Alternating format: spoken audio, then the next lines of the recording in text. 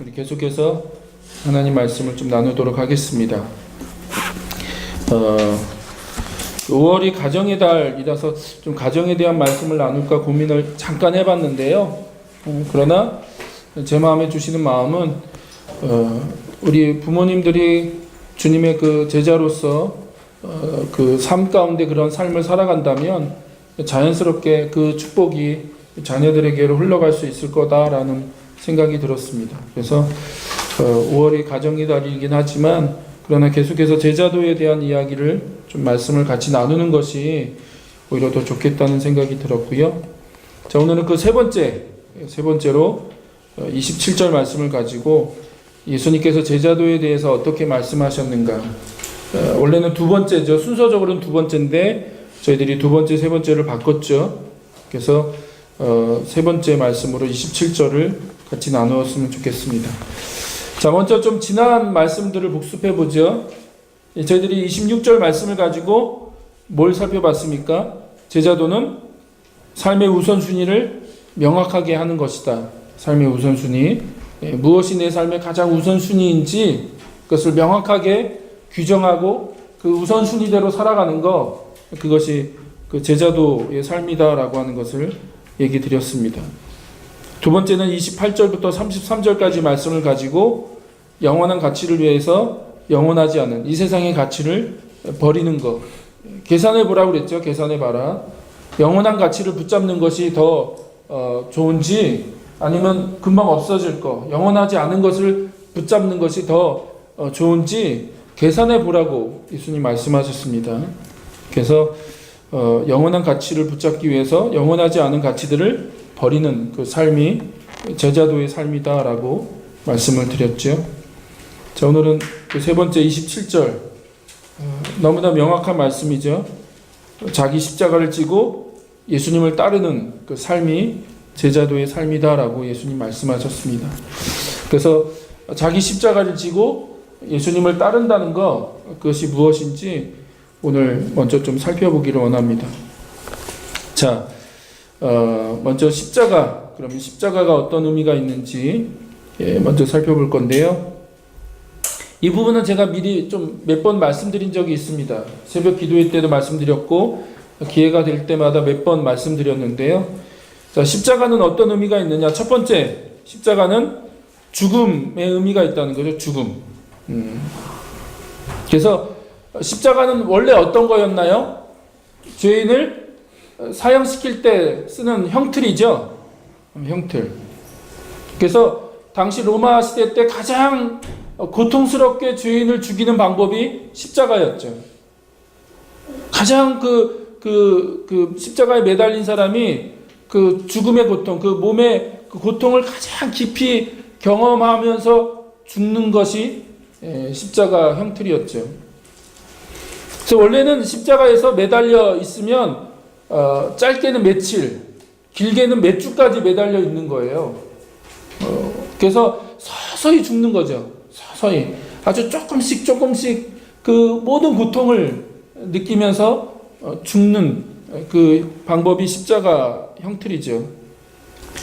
근데 성경에 보면 예수님이 하루 만에 죽잖아요. 하루 만에 돌아가시죠. 그래서 빌라도도 놀라고 그 십자가형을 집행했던 로마 군인도 놀라고, 원래는 그렇게 빨리 죽지 않아야 되거든요. 근데 예수님은 매달린 지 하루 만에 바로 십자가에서 돌아가시죠. 예, 그러니까 그럴 정도로 십자가가 굉장히 고통스러운 형틀인데요. 그래서 십자가는 무엇입니까? 죽음이죠, 죽음. 십자가를 진다는 거, 십자가는 바로 죽는다는 걸 의미하는 거죠. 자, 그래서 로마서 6장 2절 말씀을 한번 찾아볼까요? 저번에 한번 나눈 말씀인데요. 로마서 6장 2절 말씀.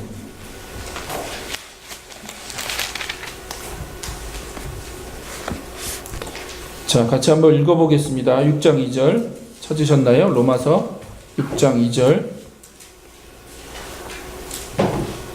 같이 읽겠습니다. 그럴 수 없느니라 죄에 대하여 죽은 우리가 어찌 그 가운데 더 살리요. 그래서 성경은 뭐라고 말씀하십니까? 우리가 죄에 대해서 죽었다. 우리는 죽은 존재다라고 말씀하시죠. 예수님을 믿는다는 거, 예수님을 영접한다는 거, 예수님을 내 삶의 구주로, 구세주로, 주님으로 영접한다는 건 어떤 의미가 있습니까? 나는 죽었다는 거예요. 나는 죽었다.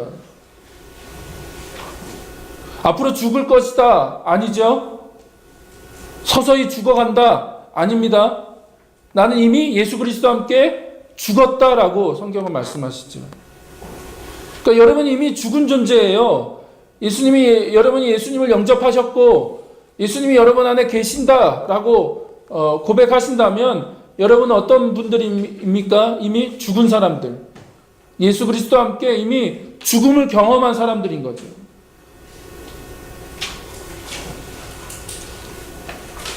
다시 말씀드립니다. 많은 분들이 오해를 하세요. 신앙생활을 하면서 서서히 죽어간다. 아니에요. 서서히 죽어간다는 거 아니죠. ING 아니라는 거예요. 내가 지금 멀쩡히 살아있다가 신앙생활을 하면 할수록 내가 이렇게 점점 죽어가는 겁니까? 아니라는 거예요. 그럼 미래의 어느 시점에 내가 죽을 거라고 말씀하시는 겁니까? 아니죠. 난 이미 예수 그리스도와 함께 죽은 존재다라고 말씀하신다는 거예요. 갈라디아서 5장 24절 찾진 않겠지만 뭐라고 말씀하세요? 너희 육체 그리고 욕심과 그 탐욕과 너희 그런 마음들을 그 잘못된 옛날의 그 과거의 모습들이 어떻게 예수 그리스도와 함께 십자가에 못 박혔다는 거죠. 이게 신비죠. 신비. 2000년 전에 예수님께서 십자가에서 죽으셨는데 그때 어떻게 해요? 나도 죽었다는 거예요.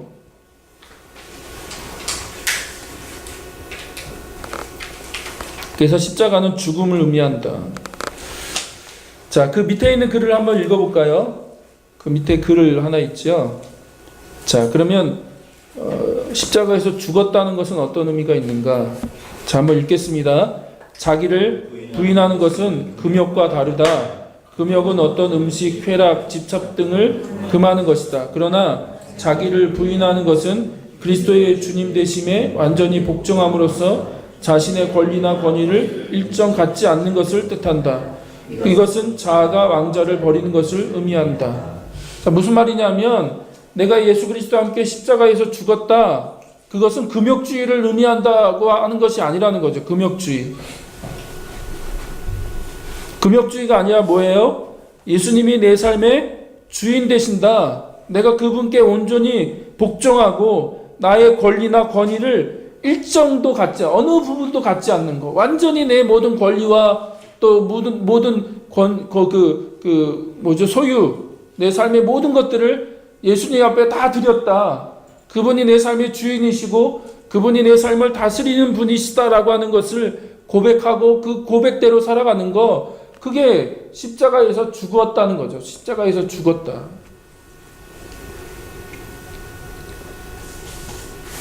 그래서 단순히 금욕적인 거, 뭘 하고 뭘 하지 말고 뭘 하면 안 되고 하는 그런 금욕주의적인 삶을 얘기하는 게 아니라는 거예요.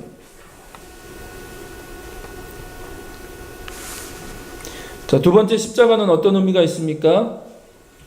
예, 사명이라는 거죠. 사명.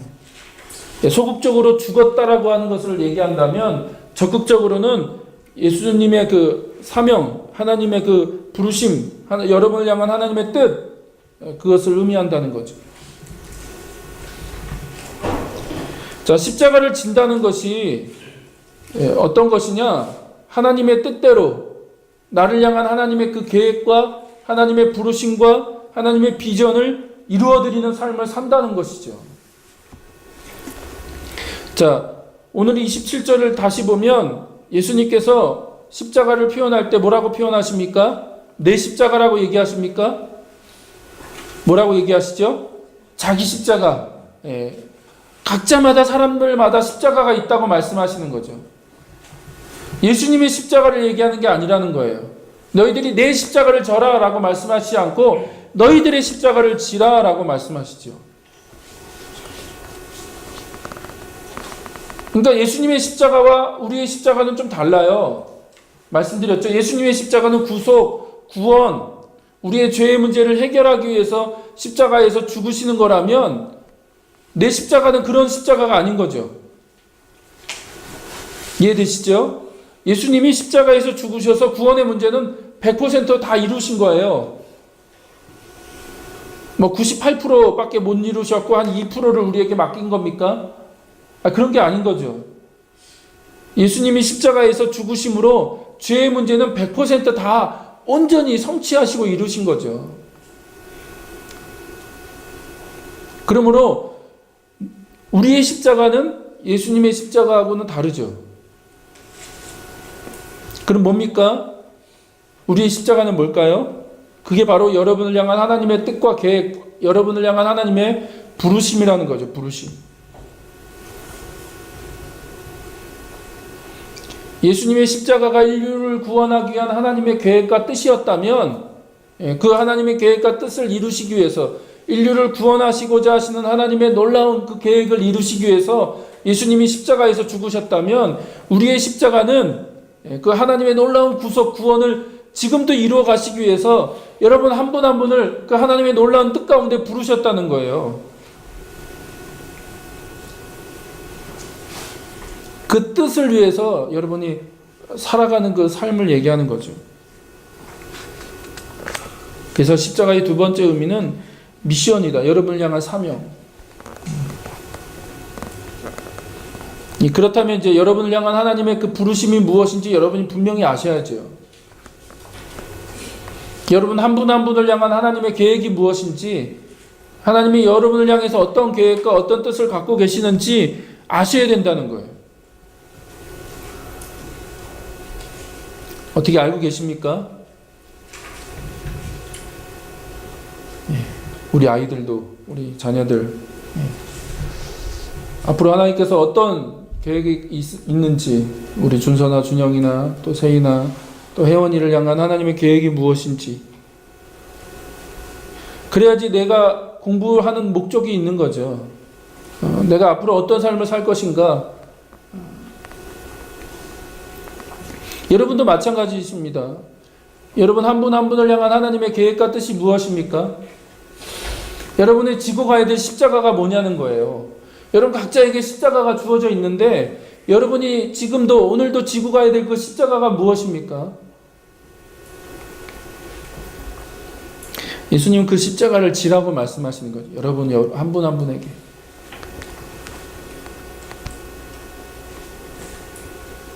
자, 그래서 십자가는 두 가지 의미가 있다. 하나는 죽음의 의미, 죽었다. 여러분, 우리가 다 십자가에서 죽은 거죠. 예수님과 함께. 그리고 하나님의 그 사명, 하나님의 부르심이 있다는 거죠. 자, 그러면요, 27절을 다시 한번 보시면, 누가복음 14장 27절을 다시 한번 보시면, 자, 27절에는 두 가지 동사가 나온다는 거예요. 우리나라 말은 동사가 명확하지가 않아요. 주어도 명확하지도 않고 동사도 명확하지 않고 뭐가 동사고 뭐가 주어인지 우리나라 말은 좀 불명확하죠. 근데 영어나 원어 성경을 보면 동사가 명확하게 보입니다. 자, 27절에는 두 가지 동사가 있어요. 첫 번째는 십자가를 지라라고 할 때 그 진다, 십자가를 지고라고 할 때 그 지고, 그게 동사죠. 또 하나는 뭡니까? 나를 따르라. 나를 따르지 않는 자도 라고 할 때 그 따른다 라고 하는 그 말이 두 번째 동사죠. 그러니까 예수님의 메시지는 그 두 가지 동사로 이해가 될 수 있습니다. 첫 번째는 너희 십자가를 지라는 거죠. 그렇죠? 너희들이 십자가를 져라. 내 제자가 되려면 너희들 각자에게 주어진 그 십자가를 져야 된다라고 말씀하시는 거죠. 그리고 또 두 번째는 뭡니까? 나를 따르라라고 말씀하시죠. 예수님을 따르지 않으면 내 제자가 될 수 없다. 그러니까 예수님의 메시지는 명확해요. 우리의 십자가를 지고 어떻게 예수님을 따르는 거죠. 자, 그래서 첫 번째 동사는 진다는 거예요. 우리의 주어진 그 십자가를 지고 우리가 예수님을 따라야 된다라고 하는 거죠. 그래서 헬라어로 보면 바스타조, 진다, 테이크업라고 하는 의미죠. 십자가를 지고 우리가 예수님을 따라야 되는 거죠. 자, 십자가를 진다는 건 어떤 의미가 있을까요? 우리가 십자가를 진다, 십자가를 지고 우리가 주님을 따른다라고 하는 건 어떤 의미가 있을까요? 자, 그걸 좀 더 구체적으로 설명드리기 위해서 자, 따른다는 말을 먼저 좀 설명드리는 것이 좋을 것 같습니다. 따른다, 예수님을 따른다. 두 번째 동사가 엘코마이, 따른다, follow라고 말씀하시는 그 따른다는 말이죠. 자, 그러면 예수님을 따른다는 것은 또 어떤 것일까? 십자가를 진다는 건 어떤 것이고 또 예수님을 따른다는 것은 또 어떤 것일까? 자, 그것을 잘 보여주는 말씀이 사도행전 11장 26절입니다. 자, 찾진 않을 거예요. 그 구절을 적어놨죠. 여러분, 나눈 유인물의 11장 26절 한번 같이 읽어볼까요? 제자들이 비로소 그리스도인이라 일컬음을 받게 되었더라. 어디서요? 여기가 이게 어느 배경입니까? 안디옥 배경이죠. 안디옥 교회. 그리스도인들이 안디옥에서 비로소 새로운 별명을 하나 얻죠. 제자들이 믿지 않는 사람들에게 별명을 하나 얻어요. 근데 그 별명의 이름이 뭡니까? 그리스도인이라고 하는 별명을 하나 얻는 거죠. 근데 그 그리스도인이라는 의미가 뭘까요? 거기 나와 있죠. 그리스도를 따르는 사람들. 예수 그리스도를 따라가는 사람들, 예수 그리스도를 따르는 사람들을 그리스도인이라고 불렀다는 거죠. 여러분, 오해하지 마십시오. 교회 다니는 사람을 그리스도인이라고 부르는 게 아니에요. 그냥 주일날 와서 예배드리고 헌금하고 그냥 어떤 종교적으로 그냥 일주일에 한 번 어떤 그런 예배를 드리는 사람들을 그냥 통칭해서 그리스도인이라고 불렀습니까? 아니요. 그리스도인들은 어떤 사람들이에요? 예수 그리스도를 따르는 사람들. 자, 그러면 따른다는 게 뭘까요? 예수님을 따라간다는 게 어떤 겁니까? 자, 그 밑에 글을 보면요. 글을 한번 같이 읽어볼까요? 같이 한번 읽겠습니다. 우리는 예수님이 보여주신 삶의 방식을 단순히 모방하는 차원이 아니라 실제로 예수가 되는 선택을 해야 한다. 그렇죠? 예수님을 모방하는 정도가 아니라 작은 예수, 그렇지? 그리스도인이라는 의미도 작은 예수, 예수님을 따르는 사람들이라는 의미가 있죠. 그래서 우리의 삶 가운데 실제적으로 예수가 되는 선택을 해야 된다는 거죠.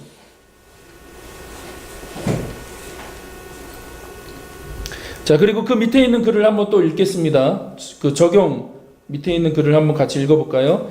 예수님이라면 어떻게 하실까라는 질문이 아니라 지금 내 안에서 나를 통해 예수님이 무슨 일을 하고 계시는가라고 질문해야 한다. 자, 이게 그 유명한 책 제목도 있죠. 예수님이라면 어떻게 하실까라고 하는 그 책 제목도 있죠. 여러분 읽어보셨습니까? 혹시 읽어본 분 계세요? 예. 저는 고등학교 때인가 하여튼 굉장히 감동 있게 읽었던 책인데요. 어떤 소설이죠. 어떤 사람이 그 삶 가운데 이런 질문을 던지기 시작했다는 거죠. 예수님이라면 어떻게 하실까? 읽었어요. 읽었나요? 예. 나중에 한번 또 읽어보시면 정말 도전이 되고 감동이 됩니다.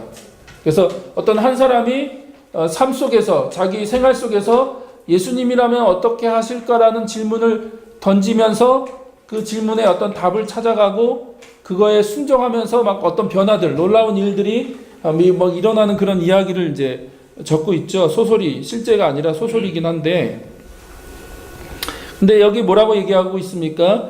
예수님이라면 어떻게 하실까라는 질문이 아니라는 거죠. 그런 정도의 질문이 아니라는 거예요. 우리는 예수님이라면 어떻게 하실까라는 질문 정도 던지는 사람들이 아니라는 거죠. 그럼 우리는 무슨 질문을 던져야 됩니까? 지금 내 안에서 나를 통해 예수님이 무슨 일을 하고 계시는가? 자, 이 질문의 의미가 이해되십니까? 이 질문의 의미? 지금 예수님께서 내 삶 가운데 나를 통해서 어떤 일들을 하고 계시는가를 우리는 질문해야 된다는 거죠. 왜요? 우리는 예수님을 따르는 사람들이기 때문에. 성경에 보면요, 하나님은 항상 앞서가세요. 항상 앞서갔습니다. 한 번도 우리 뒤에 계신 적이 없으세요. 항상 우리 앞에 계세요. 그래서 앞서 가시죠. 그래서 이스라엘 백성들을 출애굽시키고 광야에서 하나님이 인도하실 때 어떻게 인도하세요? 구름 기둥과 불 기둥으로 인도하시는데 어떻게 인도하세요? 앞서 가시면서 인도하시는 거죠. 그 광야에서 어디로 가야 될지 모를 때 하나님이 친히 낮에는 구름 기둥으로 밤에는 불 기둥으로 친히 인도하신다는 거예요. 그러면 이스라엘 백성들은 그냥 그 인도하시는 대로 따라가는 거죠. 요한복음에 보면 예수님이 목자와 양의 비유를 드시죠. 목자가 와서 우리의 문을 엽니다.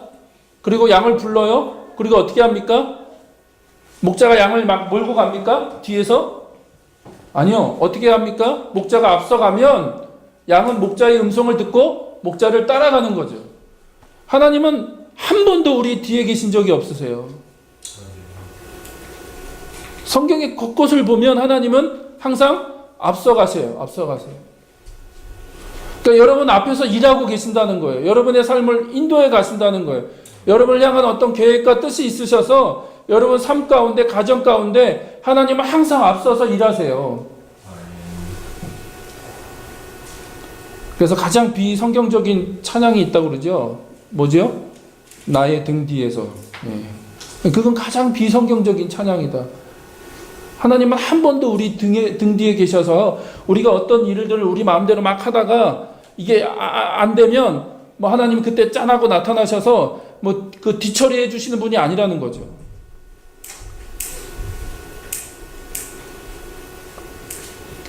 하나님은 항상 앞서 가세요. 그래서 앞에서도 얘기했듯이 예수님을 영접한다는 건 뭐예요? 우리 인생의 핸들을 나에게서 예수님에게로 넘겨드리는 거죠. 근데 많은 분들이 마치 예수님을 뒤에 손님으로 태우는 것처럼 생각하신다는 거예요. 내가 내 마음대로 막 운전해 가요. 내가 가고 싶은 대로, 내가 하고 싶은 대로 운전하면서 가다가 어려운 일이 생겼어요. 내 힘으로 해결이 안 돼. 이게 내 능력 밖의 일이야. 그때 예수님을 이제 깨우죠. 막 뒷좌석에서 막 자고 있는 예수님을 깨워갖고 어떻게 좀 이것 좀 도와달라고. 좀 어떻게 이것 좀 해결해 달라고. 뭐 하시냐고 좀 이것 좀 어떻게 해결해 보라고. 그럼 예수님이 막 해결해 주시죠. 그럼 또 어떻게 해야 됩니까? 뒷좌석에 조용히 앉아 계시라고. 그리고 내 마음대로 또 내 뜻대로 막 살아가는 거요. 그런 겁니까? 아니요. 예수님을 영접한다는 거, 내가 예수님을 믿는다는 건 어떤 거예요? 내 인생의 핸들을 나에게서부터 예수님에게로 완전히 넘겨드리는 거죠.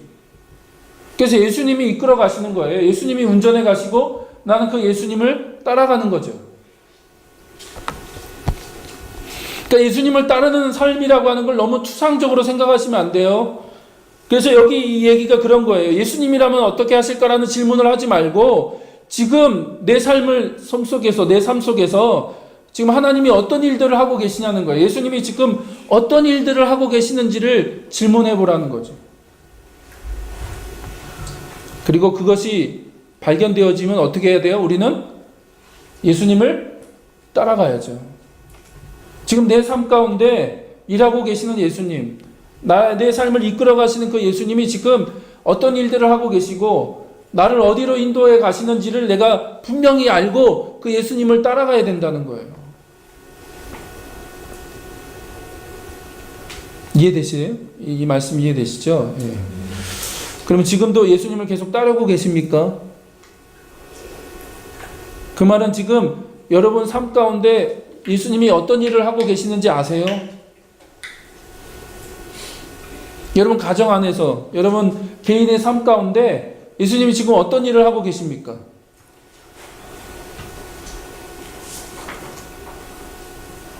뭐라고 말씀하세요? 여러분 어디로 인도하고 계세요? 그분이 지금 여러분 삶 가운데 어떤 일을 하고 계시냐는 거예요. 그래야지 따라갈 수 있는 거죠. 내가 알지 못하는데 내가 예수님이 지금 어떤 일을 하고 계시는지도 모르고 그분이 내 삶을 어디로 인도하시는지 나는 모르는데 내가 어떻게 예수님을 따라갈 수 있습니까?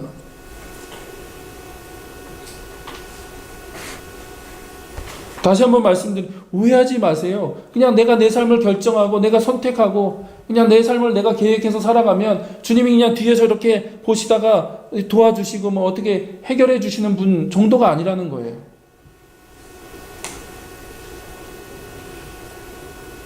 하나님은 반드시 우리 앞서가시죠. 우리 앞에서 우리를 친히 인도해 가신다는 거예요.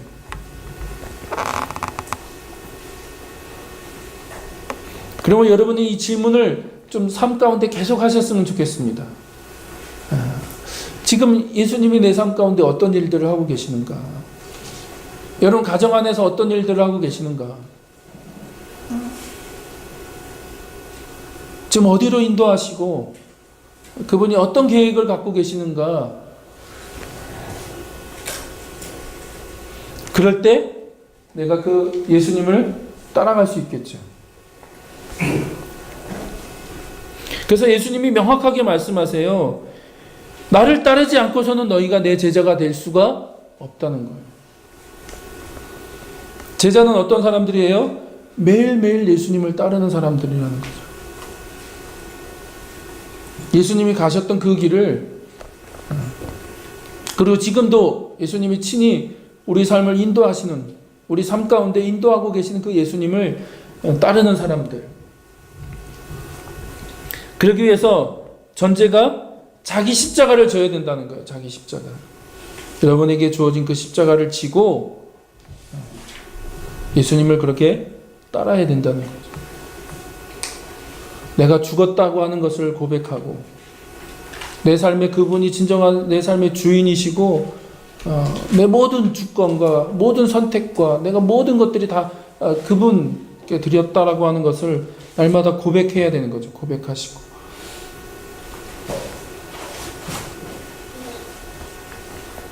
그럴 때 예수님의 제자가 될 수 있는 거죠.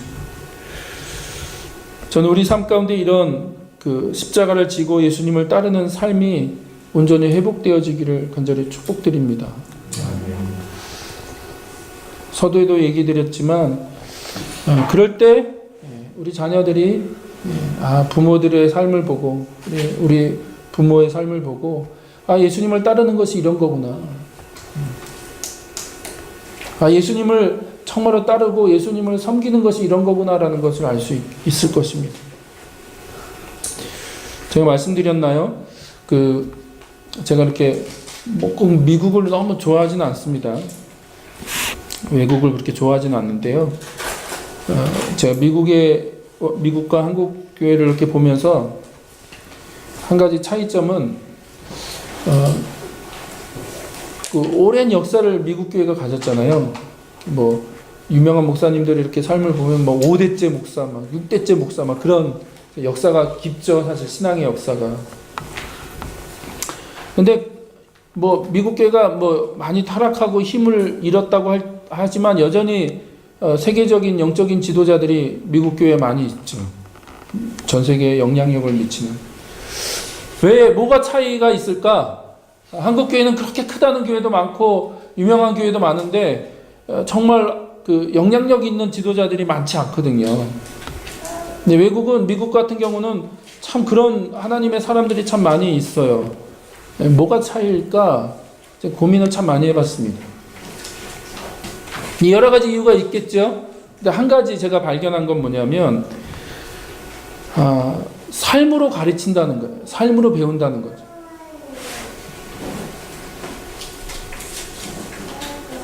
우리는 기도학교 뭐 그런 걸 뭐 만들어서 기도를 거기 가서 배우죠.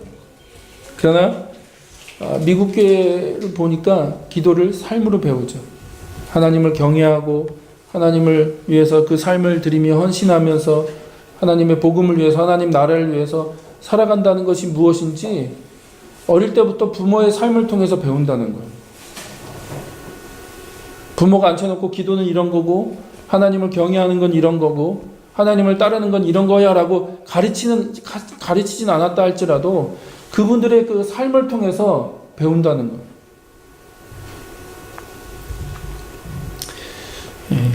저는 저희 가정, 우리 귀한 가정들을 많이 주셨는데요. 저희 가정이 그런 가정이 되기를 소망합니다. 부모가 삶을 통해서 가르치는 거죠. 주님의 제자로서 살아간다는 것이 어떤 것인지, 자기를 부인하면서 자기에게 주어진 십자가를 지고 주님을 따른다는 것, 매일매일 주님을 따르는 그 제자의 삶이 어떤 것인지를 삶으로 가르치는 거죠. 삶으로 보여주는 거죠. 그럴 때, 그 아까 우리 자녀들을 위해서 기도할 때 제 마음에 그런 마음, 어떤 소원이 들었냐면, 어떤 기도 제목이 있었냐면, 그 사울은 천천히고 다윗은 만만이다라고 하는 그런 이야기, 성경에 그런 이야기가 있잖아요. 그래서 우리 세대, 우리 자녀들이 그랬으면 좋겠다. 우리 부모들은 천천히라면 우리 자녀들은 만만이 됐으면 좋겠다. 하나님이 우리 자녀들을 더 귀하게 쓰시는 세대, 하나님 나라와 하나님 복음을 위해서 더 귀하고 아름답게 쓰시는 이 세대가 됐으면 좋겠어요. 우리 자녀들이. 그러려면 저는 우리가 먼저 삶 가운데 예수님의 제자로 날마다 십자가를 지고 예수님을 따르는 것이 무엇인지를 삶으로 보여줘야 된다는 거죠. 저도 이런 얘기하기가 쉬운 건 아닙니다. 왜냐하면 여기 딸이 시퍼렇게 눈을 뜨고 저를 쳐다보고 있기 때문에 참 어렵죠. 좀 부인이 여기 이제 저희들이 9시 반에 예배를 따로 드려요. 사모님 두 분하고 예배를 드리고 이제 두 분 올라가서 어린이 케어를 하니까 야 잘됐다. 얘 부인이 없으니까 내가 편히 설교할 수 있겠다 하고 생각했는데 이 딸이 여기 이제 딱 앉아 있는 거죠. 그래서 심히 부담스럽습니다. 제가 이런 얘기를 하는 것 자체가 저도 참 부담스럽죠. 저희 딸이 마음속으로 어떤 생각을 하고 있을까. 참 저도 참 부담스러운데 그러나 그것이 또 저에게는 귀한 축복이라고 생각합니다.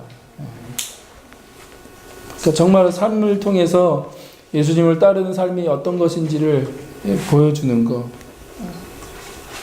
아빠의 삶을 통해서, 엄마의 삶을 통해서 하나님과 동행하고 하나님을 예배하고 기도하는 삶이 어떤 것인지, 하나님을 섬기는 삶이 어떤 것인지를 보여줄 수 있다면 저는 그것이 가장 큰 축복이라고 믿습니다. 그래서 우리 보금자리 공동체가 그렇게 예수님을 따르는, 우리 각자에게 주어진 십자가를 지고 예수님을 계속해서 따라가는 그런 공동체가 되기를 원합니다. 그래서 제가 몇 번 얘기했지만 우리 교회를 향한 하나님의 뜻은 무엇일까요? 하나님 지금 어떻게 일하고 계실까? 이 교회를 이곳에 세우셔서, 보금자리 공동체 교회를 하나님이 세우셔서 이 교회를 통해서 지금 하나님이 어떤 일을 하고 계시는가, 우리가 그것을 또 알고 믿음으로 순종하며 달려나갈 수 있는 그런 귀한 교회가 되기를 축원합니다. 기도하겠습니다.